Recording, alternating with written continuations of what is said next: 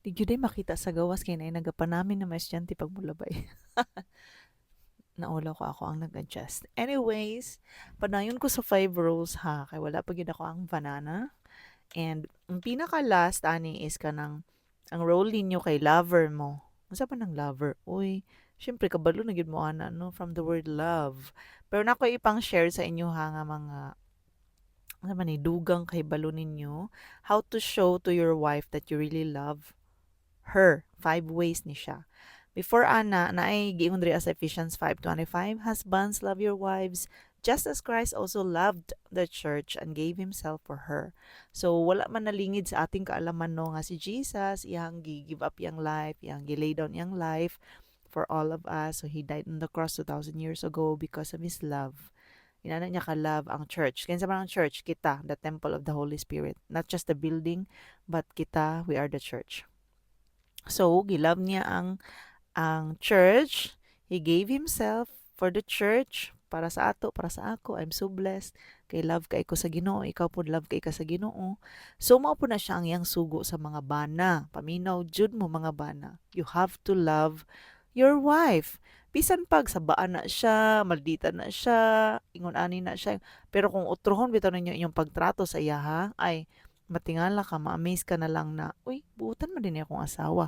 Kay again, mag-reciprocate rami kung unsa inyong ginapakita sa amo Char. So na mga napagyud ay sa 28, 26 ana sumpay that he might sanctify and cleanse her with the washing of water by the word. For no one ever hated his own flesh, but nourishes and cherishes it, just as the Lord does the church. So, husbands, love your wives, just as Christ also loved the church and gave himself for her. Excuse me. So, na may mga, kung ano nga, unsa man ako pag love ang ako asawa. Kung love ninyo inyong self, makakaya ra mo og love sa inyong mga asawa. Especially, most especially, kung na-receive gyud ninyo ang love ni God sa inyong life. Dapat ninyong mabalaan o masabtan nga, nahigog pa jud ang Ginoo sa inyo ha. Love kaayo mo sa Ginoo. Dili siya gusto nga mapandol mo, maadto mo sa mga distraction, maadto mo sa mali nga dalan. Gusto niya nga himuon ninyo siyang bitaw magbalantay. Tan-aw nato siya kay kita mga karnero. Tanan worries, tanan kuan. Actually kita man tanan no, pero most especially sa mga bana. As in love kaayo gyud mo sa Ginoo, mga bana. So dili ninyo na makitaan sa gawa, sa laing babae, sa mga kabit, sa mga imnunon, sa mga drugs o sa mga bisag asa sa gawas. Dili niyo na makitaan ang inyong gipangita nga emptiness inside your heart kay dara na ninyo makita makaplagan na ninyo kang Jesus kung inyo siyang dawaton sa inyong heart. It's actually hard to love others if we do not love God and if we do not love ourselves. So, naapadre sa Colossians 3:19, husbands, love your wives and do not be bitter towards them. Oo.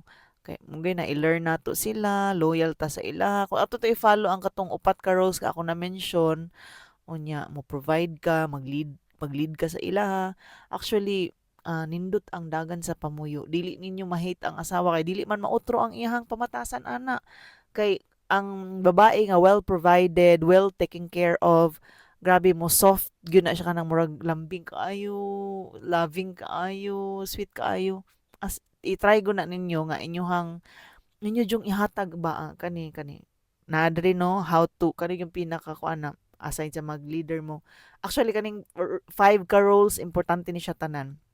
So how you're going to show your wife in 5 ways no your love to her. So number 1, you have to buy her flowers and gifts. Bisag kanang ginagmay lang good, wala mi na expect anang mga bonggacious kay mga daghan wala na okay na kay mi anang mga ginagmay lang or kung dili man galing flowers o pwede pud money, any amount will do. Kaya sa mo naman ang bayan, uy, pang ano na lang utan, kay magbay ko og panty. Uy, ka naman inana pud gifts panty pero mo man dayon ang babae nga di ba ni maulo ag man ni, di ba ni akong size. Oh, may palagi jud kwarta, so okay lang kwarta inyong ihatag. Then number 2, spend time with her. Ang mga babae kami gusto gayud na mog mga quality time. Dili pwede nang naa ka pero murag wala ka kay imuhang naong nasa cellphone. So kinahanglan nga pag mayon gali tag mag-spend og time, dili mi gustoan ng naalang ka nya.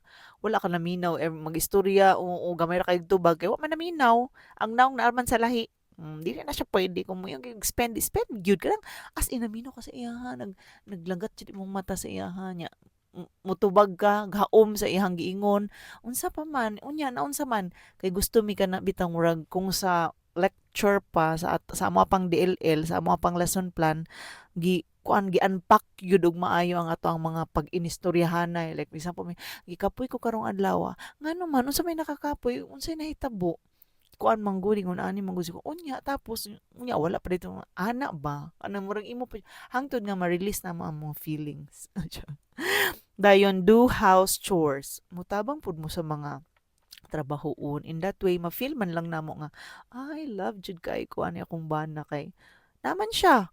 O bisan ka ng pag kitay kung maglaba mi o di magwaswas ka or kung automatic yung washing para sa mo adi imo ang alsahon ang kanang ako kay manugo man jud ko da palihog sa ako dabi isa ka sa ni sa taas di ba ana so kinahanglan nga mulabay pud mo sa basura kamo na ang bahala ng basura or mumap pud mo para magamit na inyong mga dagko nga braso ana ba mutabang sa trabahoon sa balay in that way ma-feel na mo nga ay love jud ko sa akong bana ana dayon physically touch her without initiating sex nang ikis nimo ang agtang ang ilong ihag nga kanang dili lang sa time nga ini kagabi lang mo mag-ana oy dili pod kanang maadlaw babay mi babay di ana ikaw jud ang maguna-una or pag maglaba mi muduol mo nya ihag ana ba aw ka ang mga inyong mga asawa di ay ana siya dapat oo nya number 5 i-compliment siya